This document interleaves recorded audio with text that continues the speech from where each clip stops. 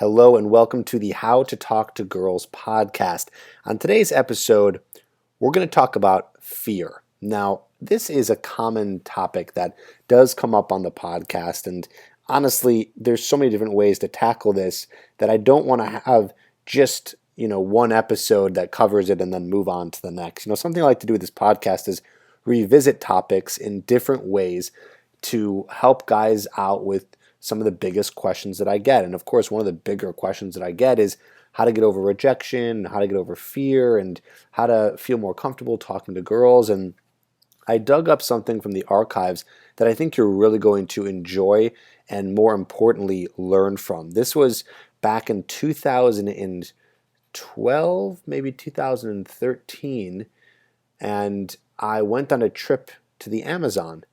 And I met a guy there who happened to be a Zen Buddhist, and I did a little interview with him because we were talking about fear. Buddhists talk a lot about that because fear is something that exists because you're worried about something that happened in the past, or you're worried about something that may happen in the future. It's very rare that you are actually scared in the moment itself. A lot of fear revolves around projecting yourself, like I just said, in the past or in the future. So this idea comes up in Buddhism a lot because Buddhism practices the idea of meditation and presence and awareness of the now. So I interviewed this guy who was a Buddhist, and again, this is an interview from years ago. You're going to even hear some of the animals and crickets in the background because I recorded this on my phone in the Amazon, and it's such a powerful message that I think, like I said, you're going to learn a lot from it, and this will help you in your journey to meeting more girls and dating,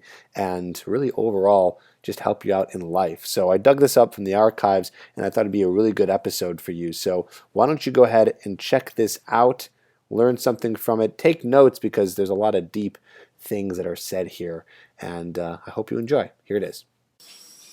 How have you dealt with fear in the past? Have you ever had fear? Yeah, but there's more specific things, like fear of heights and, things Sure. like this. Well, what have you feared before? Heights. Heights? Yeah. Okay. How did you get over fear of heights? Or maybe you haven't. No, it's kind of still there, but I don't let it stop me. This is the thing, it's kind of, it's recognising that the thing itself isn't scary, it's the mind that kind of perceives it as being scary. It goes back to the same thing we talked about earlier, like one person can climb a 40-metre tree and absolutely love it. They're having the time of their lives and they're perfectly safe, and someone else would be petrified and shaking. But really, it's kind of no difference. The situation is exactly the same for both. They're both 40 metres in a tree, and that's really it. It's kind of, and it's just instead of looking at what might happen, don't focus on what might happen. This is probably be the best thing, I think, is creating all these stories and internal stories, I think is the best way to put it. Yeah, all these scenarios. What if this happened? What if that didn't work? What if that broke? You can go on forever, and it's kind of just looking at it just for a moment and just stand back, again, like with meditating. There's good examples, for instance, with meditating. It's like looking at the sky. The sky and the clouds are not the same thing. They're clearly different things. And the clouds are kind of, they exist within the space of the sky, but they're not. But the sky doesn't really care about the clouds. The sky is just there. It's just the sky. And whatever clouds come, white, fluffy ones, black ones, it makes no difference. Lightning, the sky is just always the same, And that's really what the mind's like normally, and the clouds that come, just the fears and all the usual things that, like the fear of heights, the fear of meeting someone, the fear of walking down a road at night in the dark or whatever.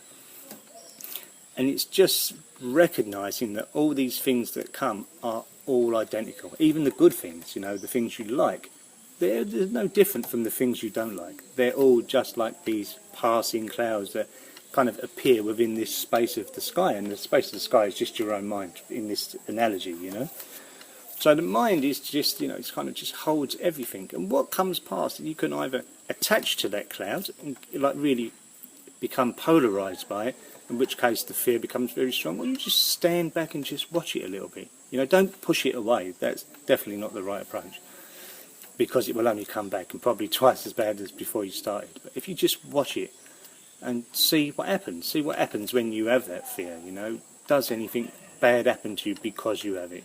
You know, just kind of giving it some space to be, but then at the same time just let it kind of drift around in its own space. Don't kind of empower it.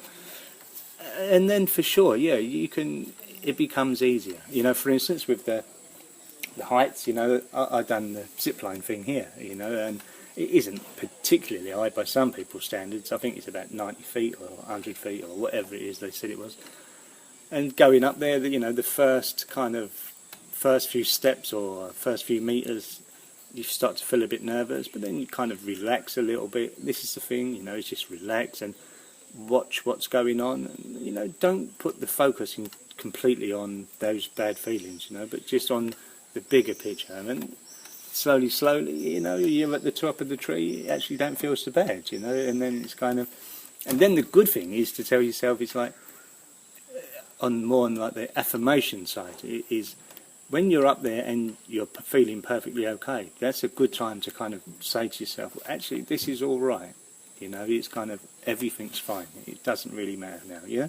And the same, yeah, I don't know. I mean, in your line of work, it's difficult to say, but it's the same thing, you know. If you went to see someone, you know, whether you've rejected, whether you're not rejected, it doesn't matter. That's the point. It really doesn't make no difference, you know. You know, whether you attach fear to that or whether you see it as a big stigma. But if you just see it as a kind of a passing movement of something, that has not a great deal of relevance. You know, don't be so sort of attached to the outcome. That was what I would say, for sure. You know? Yeah, we talk a lot about outcome independence, right? So that's exactly what you said, being detached from the outcome. Yeah. You know, and I think that's it's easier said than done. You know, we try not to focus on, you know, what could happen, and, you know, we try not to, you know, worry about whether or not the outcome will make us feel bad. So what do you think is a good tip or something that one can do to become outcome independent, or at least start to become outcome independent in terms of, you know, whatever it is, reaching your goals, maybe approaching a girl that you want, you know, anything that you're trying to go after?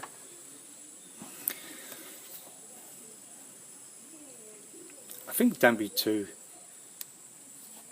rigid. You know, all these things are easy to say, you know, and not so easy to practice. I understand that, but be more light-hearted and just kind of. It's true, you know. You can go on a train journey, and the journey is as much fun as getting to the other end where you want to be, you know. But if you're constantly focusing on the other end all the time, you miss all the scenery that, you know, you would see out the window, all the experience you would have along the way. You just destroy all that by your own kind of tunnel vision. And it's the same. It's a case of just opening up, you know. Relaxing.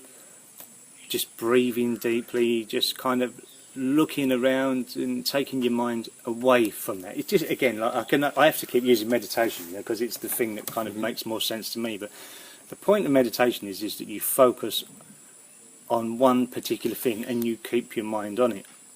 And when other thoughts come, you don't really empower them by letting your mind kind of become attached to those thoughts too much. You just watch them, and then if you don't really empower them, they will drift past on their own. You know, it's just the nature of the mind. It really works like this. It's just, if you kind of watch it as if you was watching a television, or, you know, you're kind of not within your body, but you're 2 feet outside, and if you just look at all the things that go on, then they don't really have a lot of power, you know. And it's a case of practicing that, you know, slowly, 1 or 2 minutes a day. I would just say practice some meditation would help for any cause, because if you're in the moment and you're going to talk to someone and you're particularly nervous or, you know, tense or whatever, and you've got no previous experience of relaxing, of seeing things from a different perspective, it's difficult. But you have to do a little bit of work before you put yourself in that situation. You know, for instance, there's a